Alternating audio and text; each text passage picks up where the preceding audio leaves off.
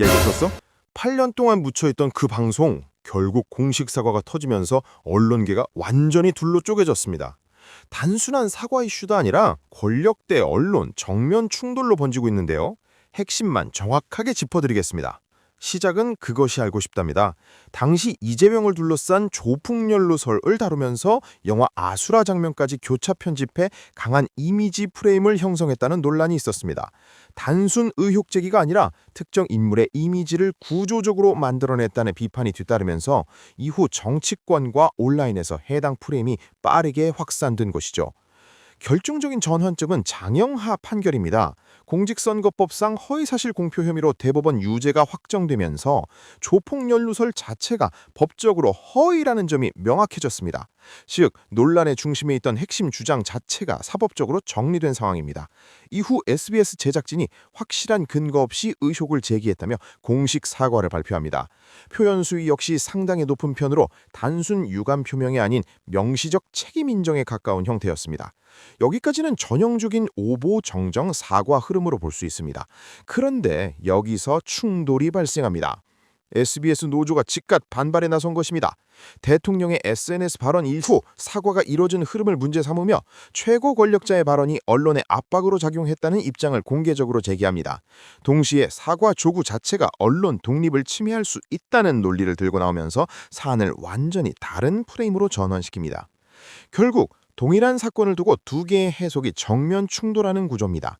하나는 허위 보도에 대한 정당한 책임 이행이라는 프레임이고 다른 하나는 권력에 의한 언론 통제 시도라는 프레임입니다. 이 지점이 핵심입니다. 이 사건은 단순히 사과 여부를 둘러싼 논쟁이 아니라 언론의 책임이 어디까지인가, 권력의 개입은 어디부터 문제인가, 이 두 기준선을 동시에 시험하는 사례로 확장되고 있습니다. 특히 이미 사법적으로 허위가 확정된 사안이라는 점에서 언론 책임 논리는 강한 근거를 확보한 상태입니다. 반면 사과의 시점과 계기가 대통령 발언과 맞물렸다는 점에서 권력 개입 논란 역시 쉽게 사라지기 어려운 구조입니다. 정리하면 이렇습니다. 사과 자체는 끝났지만 그 사과를 둘러싼 권력과 언론의 경계 논쟁은 이제부터 본격적으로 시작된 상황입니다. 이 문제 여러분은 어떻게 보십니까? 언론의 책임이 먼저라고 보십니까? 아니면 권력의 개입이 더 큰 문제라고 보십니까? 내용이 흥미로웠다면 구독과 좋아요 부탁드리고 여러분 생각은 댓글로 남겨주세요. 자, 그러면 오늘 첫 번째 이슈, 언론 이슈가 준비가 되어 있는데요. 바로 좀 들어가 보도록 하겠습니다. 이재명 대통령에 대한 악마화가 대중적으로 먹히기 시작한 것이 바로 SBS 그것이 알고 싶다 프로그램 때문이었습니다. 네.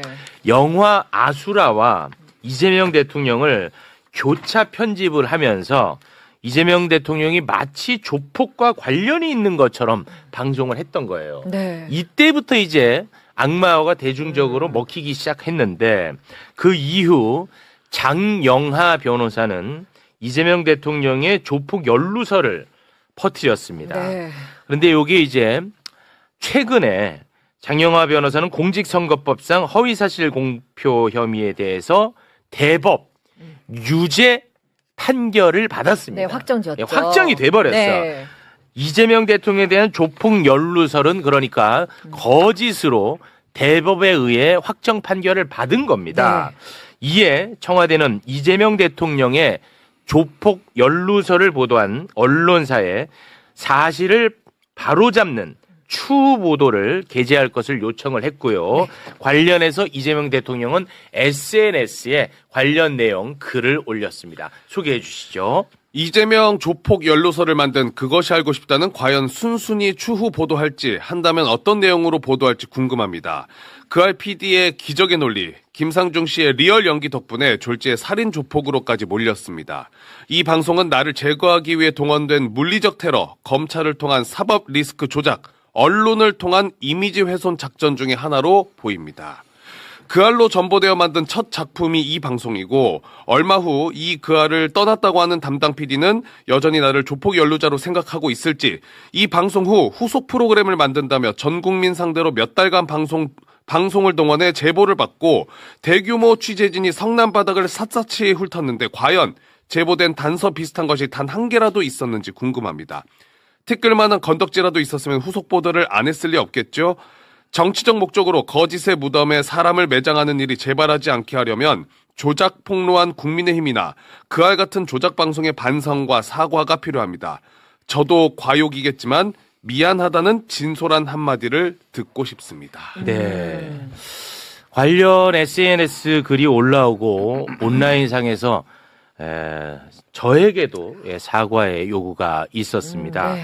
사과를 제가 좀 드리고 관련 내용을 다루는 것이 경우인 것 같아서 일단 제가 좀 사과를 드리는 시간을 좀 짧게나마 갖도록 하겠습니다. 2018년 KBS 저널리즘 토크쇼 제2라는 프로그램이 있었고요. 네. 저는 거기 이제 출연자로 출연을 했습니다. 그때 그것이 알고 싶다 관련 내용을 다룬 적이 있습니다. 2018년 8월 12일 저널리즘 토크쇼 제2 풀버전 지금도 여러분께서 이제 보실 수가 있는데요. 네. 그 보시면 아시겠습니다만 그 프로그램에 그날 방영된 방송은 그것이 알고 싶다를 비판하기 위해서 기획된 프로그램이었습니다. 그런데 그냥 그것이 알고 싶다만 비판했으면 좋았을 텐데 제가 방송 마무리하는 과정에서 오늘의 비판으로 인해 그것이 알고 싶다가 위축되지 않았으면 좋겠다고 제가 그것이 알고 싶다를 향해 응원의 메시지를 던졌습니다. 당시에 그것이 알고 싶다 프로그램의 신뢰도도 높았고 그리고 공익적인 프로그램이라고 저는 개인적으로 판단했기 때문에 그런 발언을 했는데 이 발언은 분명히 부적절한 발언이었습니다. 그 발언을 하는 와중에 제가 굉장히 경솔한 발언이었음을 지금 인정하고 진심으로 사과의 말씀을 전해드리겠습니다. 정말 진심으로 죄송합니다. 네. 하지만 그 악마와의 동조했던 것은 결코 아니고요. 다시 여러분께서도 확인이 가능합니다. 이게 네. 영상이 지금 남아 있으니까요. 네. 풀 버전이 남아 있습니다. 1시간 내내 그것이 알고 싶다와 관련된 비판의 내용을 담았던 것이고 마지막에 그것이 알고 싶다를 응원했던 저의 발언에 대해서는 다시 한번 사과를 드리도록 하겠습니다. 네. 자, 그것이 알고 싶다 측에서도 공식 사과의 입장을 밝혔죠. 네, 공식 입장을 냈는데요. 그것이 알고 싶다는 이재명 당시 경기도지사가 변호인 명단에 포함되었다는 사실 등을 이유로 확실한 근거 없이 의혹을 제기한 것에 대해 사과드립니다. 그것이 알고 싶다 프로그램은 SBS가 2024년에 제정해 시행 중인 SBS 저널리즘 준칙을 준수하며 정확하고 객관적인 방송을 만들어 나가겠습니다. 라고 입장을 밝혔습니다. 네. 그런데 반면 SBS 노조는 이재명 대통령의 사과 요구에 오히려 비판하는 성명서를 냈습니다. 네, 노조 공식 홈페이지에 성명을 게시했는데요.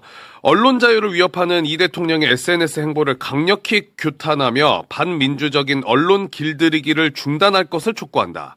이 대통령은 언론 자유에 재갈 물리는 발언을 중단하라. 사과 요구라는 압박으로 언론 독립을 침해하지 말라고 성명을 냈습니다. 네. 네.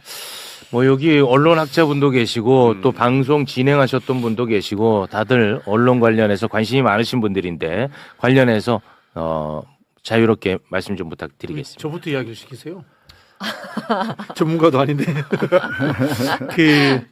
이 SBS 노조가 언론 노조 SBS 본부를 이야기하는 거잖아요. 이른바 이제 민주노총 산하기관인데 제가 이제 그 윤석열 정부 때 느꼈던 점인데 MBC 노조를 제외하고는 뭔가 좀 이제 우리 편이 아닌 것 같다 이런 느낌이 자주 들어요.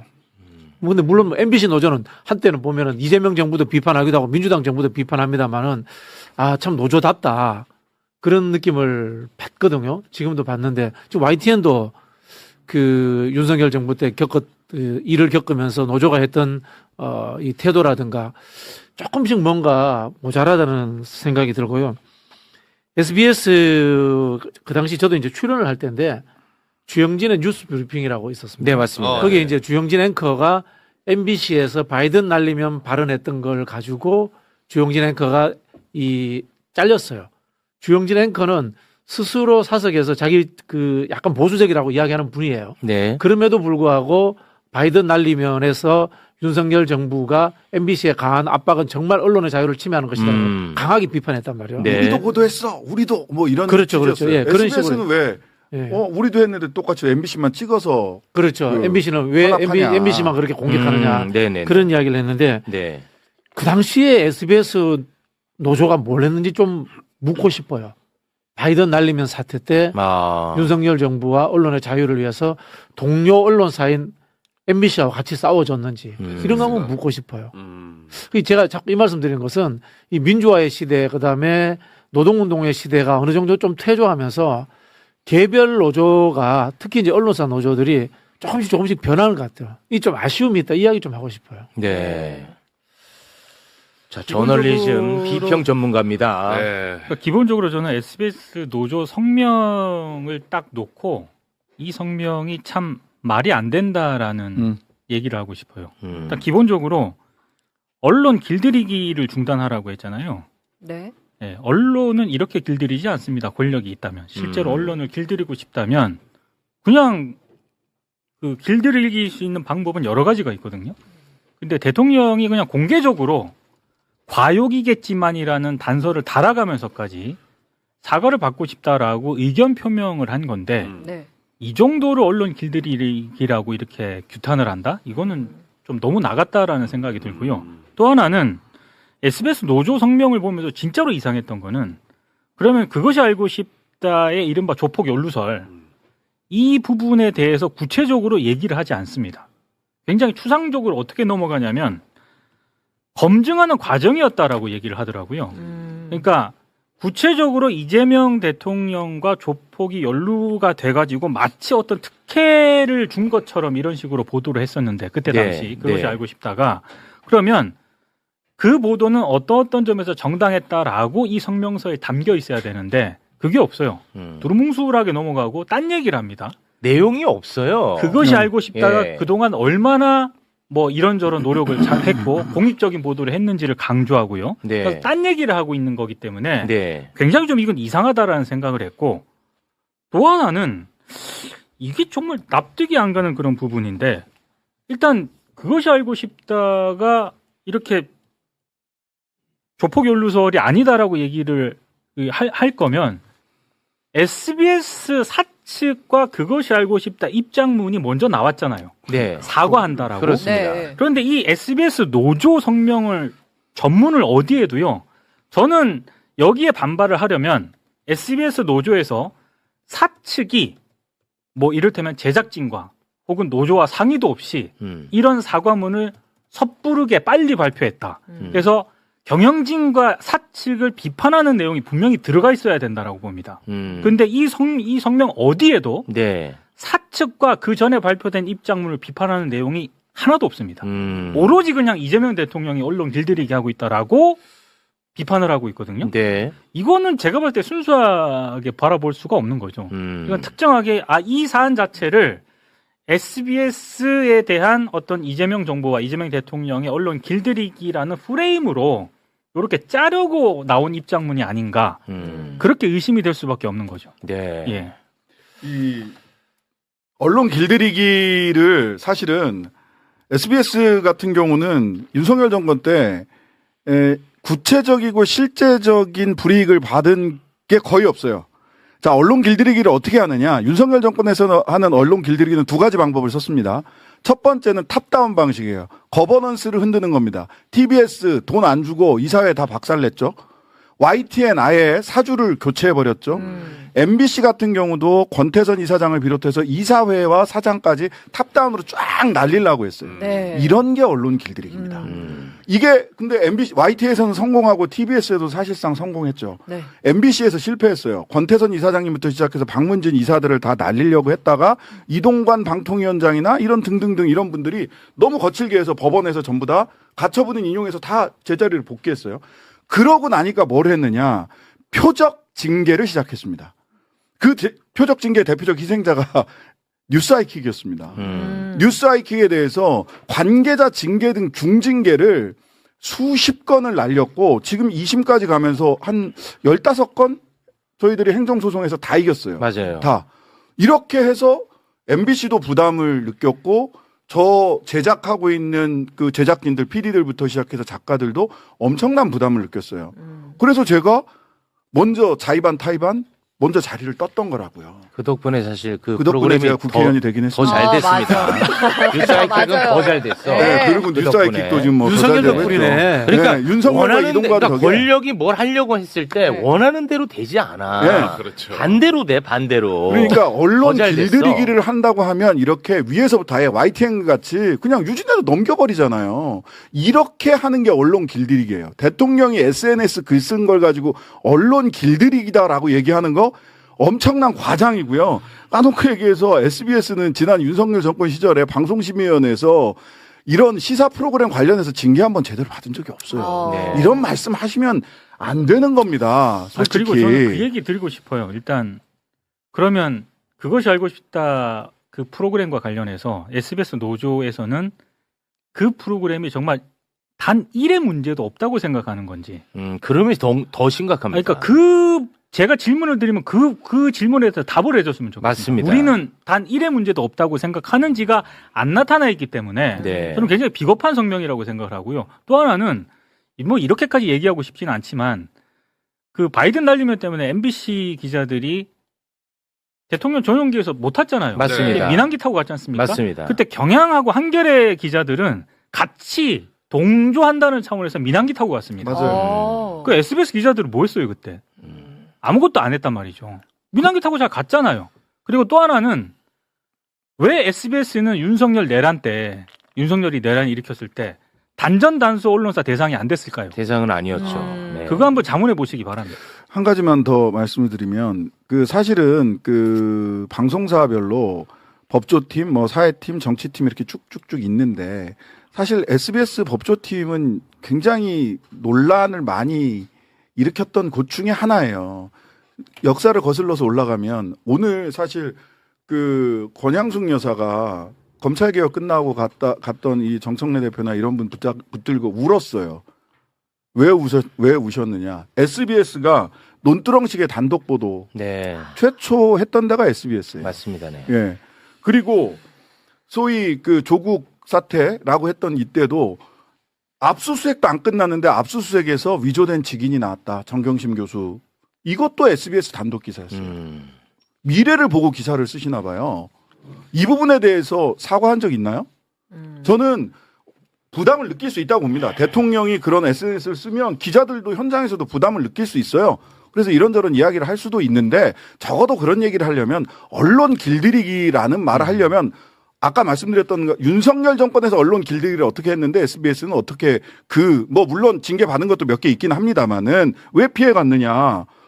그리고 또 하나는 이전에 말씀드린 논두렁식의 직인 위조, 미래를 내다본 보도 이런 보도에 대해서 SBS는 어떤 태도를 보였냐. 네. 지금도 그 기사들 그냥 그 올라가면 그 기사 검색해서 그 기사 그대로 나와요. 어떻게 할 겁니까? 알겠습니다. 이거 굉장히 그 중요한 이슈인데, 네. 괜히 저 때문에 좀 집중을 잘 못하시는 것 같아서 다시 한번 사과의 말씀을 드리도록 하겠습니다. 네. 저는 뭐 굉장히 그 알이 위축되지 않았으면 좋겠다라고 했던 그 발언은 매우 부적절한 발언이었지만 저널리즘 토크쇼 제2를 비판하는 것은 저는 좀 과도하다고 생각합니다. 저는 정말 앞으로도 두고두고 사과를 드리겠습니다만 그 프로그램 자체가 당시 상황에서 그 알을 비판하는 게 굉장히 쉽지 않은 상황이었습니다. 그런데 실제로 그 알에 대해서 비판을 하고 이재명 지사, 그러니까 그 알을 비판하면 또 이재명 지사를 편드는 것처럼 이렇게 또 받아들여지기 때문에 그게 굉장히 큰 용기가 필요했는데 저널리즘 토크쇼 제이는 그거를 했던 프로그램이었습니다. 네. 네, 그거는 좀 인정을 해주시면 좋을 것 같고 저는 앞으로 계속해서 반복적으로 사과의 말씀을 드리도록 하겠습니다. 예, 마지막으로 SBS 구성원들 전체를 제가 비난하거나 한쪽으로 몰거나 이러려고 하는 게 아닙니다. 다만 사건에 대해서는 잘못된 행동이나 행위에 대해서는 그때 말씀을 드리는 거고 여전히 저널리즘의 이렇게 핵심을 지키기 위해서 노력하는 SBS 기자들은 여전히 응원합니다. 하지만 책임 있는 태도를 노조와 경영진 그리고 보도본부 쪽에서는 보여줄 필요가 있어요. 사과할 거 사과하고. 네. 일부 언론사 노조지만은 이게 언론 운동이라든가 사회 운동의 관점이 아니라 직장 이기주의식으로 접근하는 경향이 요즘 들어 많이 생겨났어요. 뭐 단적으로 조선일보는 노조 없겠습니까? 그죠? 그런 부분에서 우리 언론인 종사자들이 내가 왜 최초의 언론이 되려고 했던가라는 근본적인 초심의 문제를 한번 돌이켜봤으면 좋겠어요. 네, 알겠습니다. 자, 그러면 민동기 기장님은 와. 가는 거예요? 해맑게 웃으시면서 퇴장을 하셔도 좋을 것 같습니다. 아, 너무. 민동기 기자님, 네. 대단히 수고하셨습니다. 와.